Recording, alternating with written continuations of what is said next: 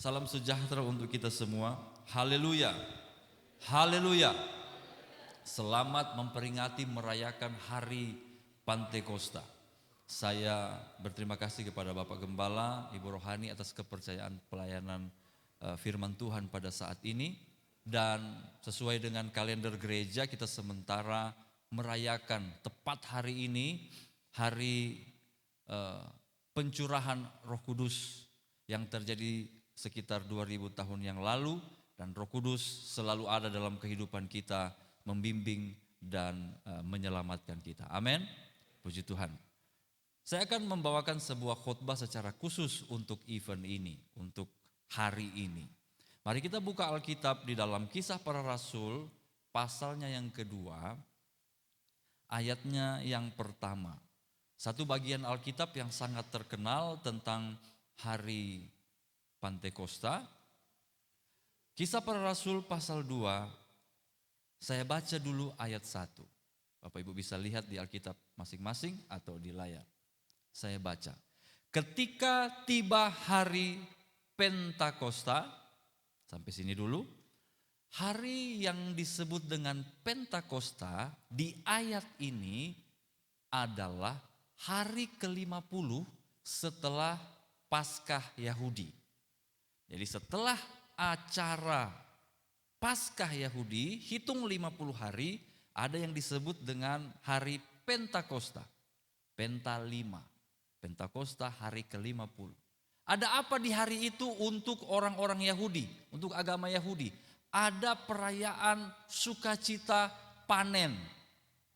Jadi semua orang, bahkan para perantau, misalnya ada di sini orang Yahudi, karena hari Pantekosta pergi di Yerusalem sana. Ya, cuma hati-hati jangan sampai kena rudal dari Iran. Jadi tunggu-tunggu, kalau dia musim bagus baru jalan. Ya, ada orang Yahudi di sini. Ivan mungkin keturunan sedikit, atau Evi dapat lihat Yahudi sedikit.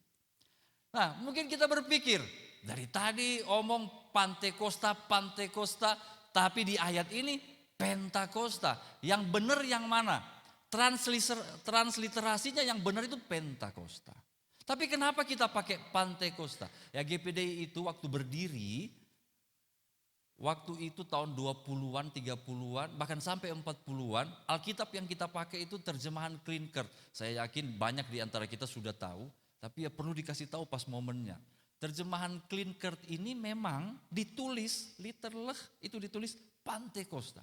Jadi waktu GPDI berdiri, Alkitabnya tulis Pantekosta, ya kita bikin GPDI Gereja Pantekosta di Indonesia. Dan sampai hari ini, jadi dua kata ini tidak perlu dipermasalahkan, kok cuma beda satu huruf saja, E dengan A.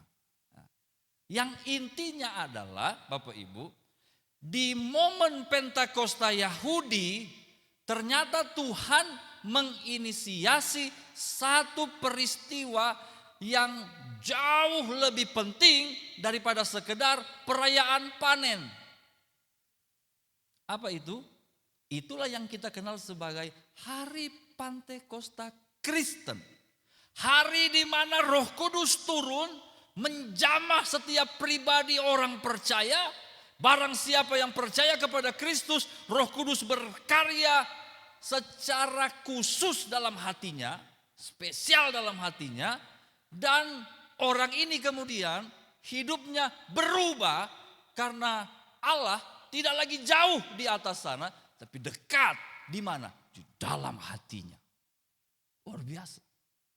Nah, masalahnya sekarang tidak semua orang Kristen, bahkan tidak semua orang Pantekosta mengalami pekerjaan Roh Kudus yang spesial ini.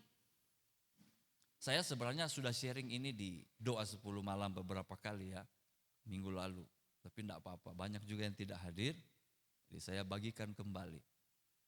Cukup banyak orang Kristen yang tahu tentang Roh Kudus, tahu ada pekerjaan Roh Kudus yang luar biasa, tapi tidak mengalami. Kenapa? Apa alasannya? Saya kemudian melihat di media sosial beredar beberapa video pendeta-pendeta, gembala-gembala yang menyampaikan kenapa ada orang Kristen tidak mengalami pengalaman dengan Roh Kudus. Yang kemudian saya mau sampaikan di mimbar ini bahwa itu tidak salah, tidak sepenuhnya salah yang mereka katakan, tapi sebenarnya karena saya bicara sebagai guru sekolah Alkitab Bapak Ibu ya, jadi saya punya otoritas untuk omong. Ya seorang penginjil, seorang gembala sekalipun kalau soal ajaran harus dengar guru. Jadi fungsi guru itu adalah menegakkan tafsiran. Mereka bilang begini, kalau saudara mau dipenuhi dengan Roh Kudus, dibaptis dengan Roh Kudus, ya harus suci. Bagaimana Roh yang kudus mau masuk di hati yang belum kudus? Bagaimana Roh suci mau masuk di hati, di hidup yang belum suci? Jadi harus suci dulu, baru Roh Kudus bekerja. Salah. Tidak terlalu tepat. Saya kebetulan di sekolah Alkitab guru Roh Kudus, guru pneumatologi, tidak bisa. Kalau syaratnya adalah kita ini suci 100% dulu, baru Roh Kudus datang, nason ada yang Roh Kudus mau bekerja. Aku tumpu hati ini jujur-jujur saja ya malero kiri kanan. Kok dia ada 100% suci. Tadi saya di motor, hampir tas rempet, lupu. Ayo. Mau bilang le yang hari Jumat kemarin. Yes Bri, lu hari Jumat udah bikin apa? Enggak bisa begitu. Dan saya sudah jelaskan di doa kita 10 malam. Sebenarnya bukan syarat, saya takut pakai kata syarat. Prasyarat, prakondisi. Dalam kondisi seperti apa Roh Kudus bekerja? Jangan kita balik, suci dulu baru Roh Kudus bekerja. Jangan. Karena manusia dengan kekuatannya sendiri dalam daging ini mana bisa suci. Kata masih injak tanah ini. Dengan pergumulan dan dinamika kehidupan. Jauh kita dari kemampuan untuk suci. Justru ketika Roh Kudus hadir dan berkarya, disitulah kita punya kuasa, kemampuan untuk hidup kudus. Jadi jangan tabo balik. Ketong kudus dulu baru Roh Kudus berkarya. Salah. Ketong terima Roh Kudus baru ketong mampu kudus. Haleluya. Karena beta pun pengalaman pribadi nih, ketika beta lihat bepung kawan-kawan di sekolah Alkitab sudah penuh Roh Kudus, beta sendiri belum, beta mengutuk diri sendiri. Lu tagal berdosa nah, dia lu bertobat. Pokok beta pun diri. Dong semua penuh Roh Kudus, beta main bingung lihat, apakah beta sehina itu ya Tuhan? Enggak. Ternyata Bapak Ibu, kita lanjut pembacaan kita belum selesai ya. Kisah Rasul 2 ayat 1. Ternyata Roh Kudus tidak menuntut prakondisi yang kudus. Lalu apa? Saya baca. Ketika tiba hari Pentakosta, semua orang percaya berkumpul di satu tempat. Nomor 1, ada orang-orang percaya berkumpul. Prakondisi supaya Roh Kudus bisa berkarya dalam hidup saya adalah yang pertama, percaya. Siapa di sini percaya Yesus sebagai Tuhan dan Juru Selamat, boleh lambaikan tangan kanan. Wah, kal paling cepat dari belakang sana. Kasih terus tepuk tangan buat Tuhan Yesus. Kami percaya kepadamu. Percaya. Ya kalau Bapak Ibu tidak percaya Yesus kan tidak datang ya ke gereja ya. Mereka percaya. Apakah percaya sudah cukup?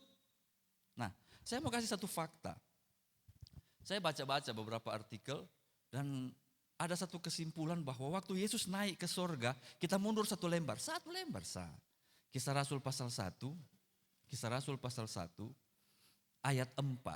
Waktu Yesus mau terangkat ke sorga, ayat 4 bilang pada satu hari ketika ia makan bersama-sama dengan mereka, ia melarang mereka meninggalkan Yerusalem, jangan tinggalkan Yerusalem, menyuruh mereka tinggal di situ menantikan janji Bapa. Apa itu janji Bapa? Ayat 5, baptisan Roh Kudus.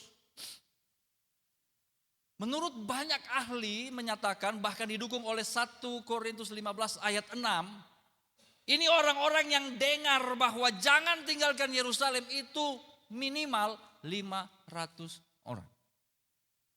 Dan kalau bisa disimpulkan bahkan 500 plus. Lebih dari 500 orang. Dengar baik-baik. Besom tinggal di Yerusalem tunggu janji Bapa. Tetapi mereka ini kan bukan orang Yerusalem asli semua. Jadi waktu berangkat ke Yerusalem, ya mungkin ada Bapak Josephus Kase bilang, aduh beta harus pulang dulu ini. Bapak PU lapor di Petrus toh, Om PU minta maaf. Beta ada dengar. Bab tua Yesus bilang harus pergi Yerusalem, beta ada urusan. Beta pun sapi di Wena harus diurus, jadi minta maaf. PU dan rombongan berangkat, tak kurang satu.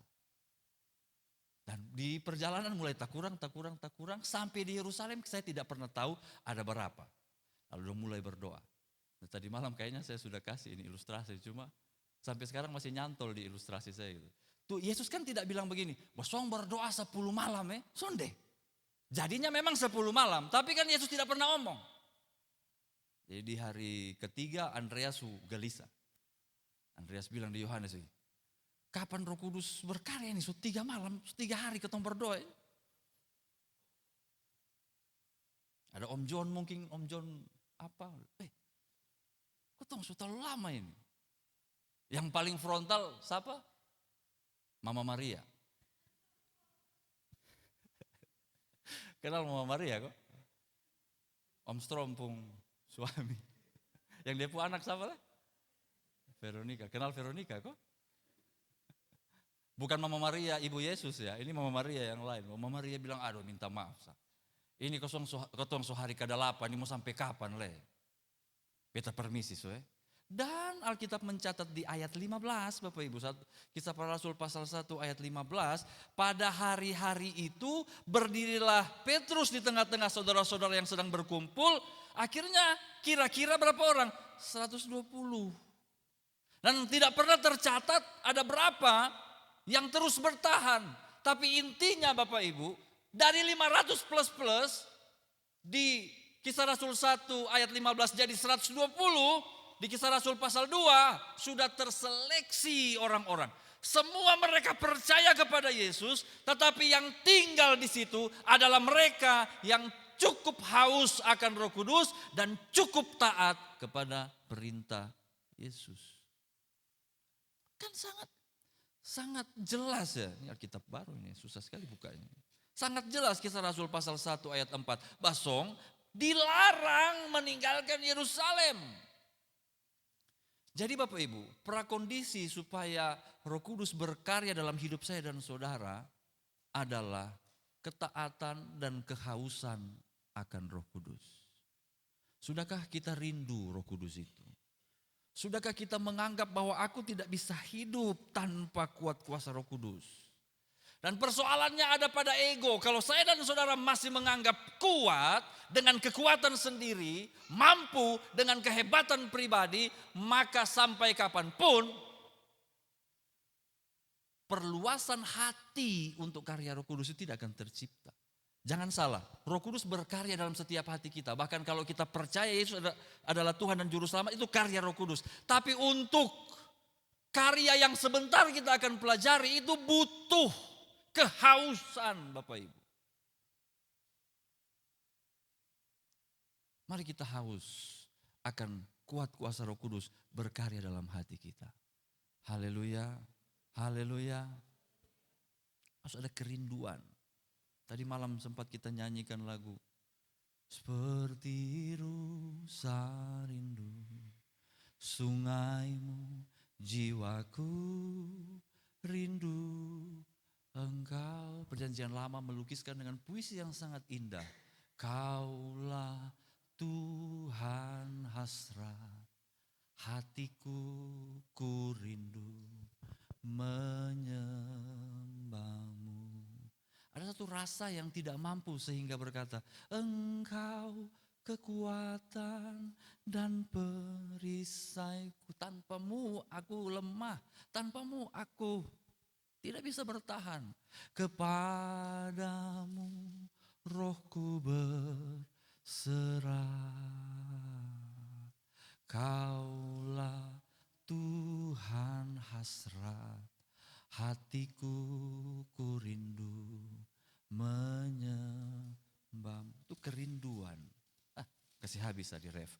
Yesus, Yesus, kau berarti bagiku. Oh Yesus, kau segalanya, kau segalanya bagiku. Lalu apa yang terjadi Bapak Ibu? Terjadi sesuatu yang khusus. Ayat 2, tiba-tiba turunlah dari langit, Kisah Rasul 2 ayat 2. Tiba-tiba turunlah dari langit suatu bunyi seperti tiupan angin keras yang memenuhi seluruh rumah di mana mereka duduk. Dan tampaklah kepada mereka lidah-lidah seperti nyala api yang bertebaran dan hingga pada mereka masing-masing. Berusaha anak-anak zaman sekarang ini menawar manifestasi Roh Kudus. Tapi benar-benar ditulis di sini ada sesuatu yang berbeda. Di mobil tadi malam. Om, bagaimana kalau sonde bahasa roh? Bagaimana kalau ketong diam-diam sah dalam hati sah? Pokoknya ada penyembahan. Beta su omong tadi malam Bapak Ibu. Itu sama aja dengan ibadah doa. Itu sama aja dengan waktu kita berdoa. Tenggelamlah Anda dalam penyembahan yang dalam. Tapi kalau bicara karya Roh Kudus, dia memang harus ada sesuatu yang berbeda. Oh kalau begitu, mana itu bunyi tiupan angin keras, mana itu lidah-lidah api. Bunyi tiupan angin keras, nyala api, lidah-lidah seperti nyala api memang cuma ditulis satu kali. Tapi intinya adalah ada sesuatu yang berbeda. Dan tidak bisa dibantah ini teks. Makanya di doa kepenuhan Roh Kudus itu saya tidak gunakan lagu-lagu yang akan mempengaruhi perasaan terlalu dalam Bapak Ibu. Oh, beta rasa sekali hadirat Tuhan di lagu ini. Cari ingat lagu yang itu bukan Roh Kudus, itu perasaan. Berkali-kali kau menolong. Pernah dengar itu lagu? Oh, berkali-kali kau kuatkan dalam rasa sakit engkau ada. Saya tidak bisa tahan jiwa dangdut saya kalau saya dengar lagu ini. Yesus setia. Tapi perasaan yang Anda rasakan ketika nyanyi lagu ini belum tentu Roh Kudus. Bisa saja rasa sedih, rasa berjuang karena berkali-kali persoalan ini datang kepadaku, Ferguson. Berkali-kali. Dia harus berbeda. Itu kan kalau pakai itu lagu saya yakin tak curah-curah air mata, betul? Memang. Apa lagu yang satu leh? Walaupun gunung ini tak berpindah, tak percaya. Ini jiwa idol muncul. Kau yang punya kuasa. Bukan itu. Roh Kudus itu spesial kalau mau pakai ayat ini. Kalau kita kembali kepada Alkitab, tanpa ada rangsangan berlebihan kepada emosi. Dia harus lahir sebagai pengalaman yang otentik. Ayat 4, Kisah Rasul pasal 2. Maka penuhlah mereka dengan Roh Kudus. Lalu mereka mulai berkata-kata dalam bahasa-bahasa lain seperti yang diberikan oleh Roh itu kepada mereka untuk mengatakannya. Dan terjadilah bahasa Roh. Saya tidak punya waktu untuk menjelaskan ini secara tuntas. Tetapi Bapak Ibu dengar baik-baik, Pengalaman dengan Roh Kudus itu adalah pengalaman yang berbeda dari doa sayang diri. Dari doa bergumul dan menangis tentang hidupmu yang malang. Beda dia. Karena justru setelah setelah pengalaman pencurahan Roh Kudus, terjadi dua hal yang sangat luar biasa kepada para murid. Pertama, Bapak Ibu, para murid pada waktu ini sementara terkungkung dalam perasaan depresi yang berat. Karena Yesus yang mereka harapkan di Kisah Rasul pasal 1 tidak mau memulihkan kerajaan Israel menjadi raja bagi Israel. Tidak mau. Bukan cuma tidak mau, mereka dengan mata kepala sendiri melihat Yesus yang mereka harapkan naik ke sorga. Kasih tinggal dong. Dan sekarang mereka harus terbeban dengan sebuah kesaksian tanpa bukti karena Yesus sudah tidak ada. Jadi nuansa perasaan para murid ketika berdoa menanti kepenuhan Roh Kudus adalah tertekan, depresif, dan takut. Yang sampai orang-orang Yahudi, pemuka-pemuka agama, lihat ketong, habis ketong. Tapi Bapak Ibu, setelah mereka penuh dengan Roh Kudus, berkata-kata, ada beberapa bagian ayat yang luar biasa, mind blowing.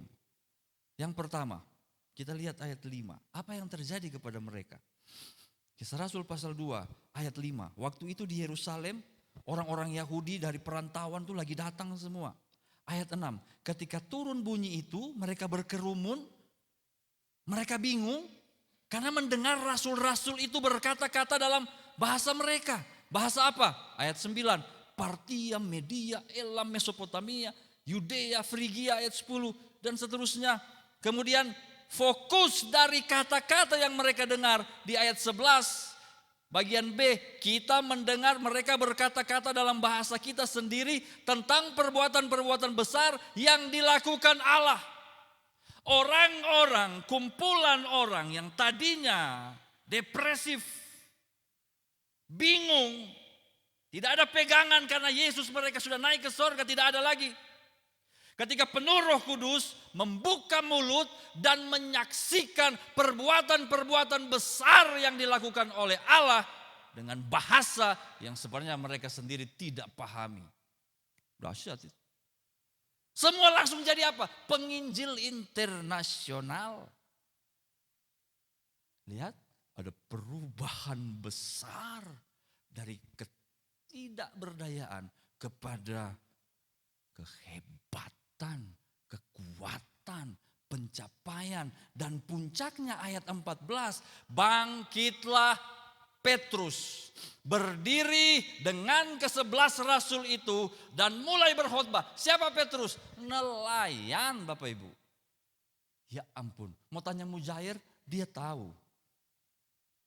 Mau tanya Nila, dia tahu, nelayan danau ini. Tapi kalau tanya ayat Alkitab, dia bilang, weh, tanya orang lain, sahabat tak hanya nelayan. Tapi Bapak Ibu tahu, dia berkhotbah mulai dari ayat 14, tamat di ayat 36, dan banyak orang yang percaya memberi diri dibaptis. Kalau kita lihat ayat 41, khotbah Petrus yang kalau ketong baca sonde sampai 10 menit ini menghasilkan pertambahan jiwa ayat 41, kira-kira 3.000 orang bertobat. Seumur-umur saya KKR, saudara, makanya sekarang kalau ada orang undang KKR, beta agak-agak pilih-pilih, sonde langsung iya. Kalau dulu main KKR, wah, bikin diri kayak bisa. Tapi seumur-umur beta 2 orang kok, 3 orang, so syukur alhamdulillah. 3.000 nelayan yang dalam kumpulan orang-orang yang terbuang, terpinggirkan, ketiadaan Yesus, ketika penuh Roh Kudus, berdiri berkhotbah, 3.000 orang bertobat. 120 orang baptis, 3.000 sampai capek, otot. Mudah-mudahan dong pakai baptis yang begini. Tapi kalau begini,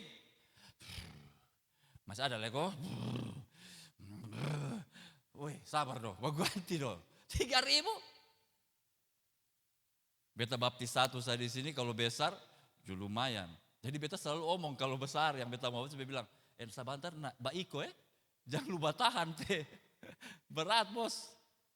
Siapa yang Pak Ivan itu beta omong, betul beta yang baptis. Dia bilang, Om Ivan, kalau pas beta tarik, tolong. Karena kalau bab tua, tinggal di dalam, besok mampu tarik. Itu alasan beta gym tuh itu. Supaya kalau baptis orang lancar. 3.000. Sih, luar biasa. Apa itu? Saya mau kasih tahu, apa itu? Ketika orang penuh Roh Kudus, dia terima karunia roh. Karunia itu memungkinkan kita melakukan hal-hal yang sebenarnya secara manusia tidak mungkin kita lakukan. Nanti kapan-kapan di PA mungkin. Apa itu? Hikmat, pengetahuan, kuasa menyembuhkan orang, mujizat. Di Efesus ada 5 jawatan, itu karunia roh. Jadi rasul, ada anak sekolah Alkitab dulu saya tanya, kau mau jadi apa? Ada yang bilang, penginjil om. Kau jadi apa? Gembala om. Kau jadi apa? Semoga jadi guru om. Yang satu, kau jadi apa? Rasul om. Hampir panggil Rasulullah dia. Ya enggak apa-apa, rasul, penginjil, rasul, nabi, penginjil, gembala, guru. Itu karunia roh. Kalau Bapak gembala bisa jadi gembala, karunia roh. Saya bisa menginjil, saya bisa mengajar, karunia roh. Ada karunia pelayanan di kitab Roma. Ada karunia di Korintus. Karena ada baptisan dan kepenuhan Roh Kudus. Dan saya percaya karunia roh tidak hanya berhenti pada pelayanan-pelayanan dalam tanda kutip mimbar. Tapi dia akan menyertai orang percaya memperlengkapi tubuh Kristus dalam kehidupanmu sehari-hari. Karena tubuh Kristus bukan hanya muncul di bergereja, tapi juga di bermasyarakat. Engkau dianugerahkan hikmat di masyarakat, pengetahuan di masyarakat, mujizat-mujizat di masyarakat. Kau ada amin. Makanya penuh Roh Kudus. Saya tutup dengan ini, sudah semua tutup. Tetapi Bapak Ibu, itu baru satu sisi dari bagaikan mata uang.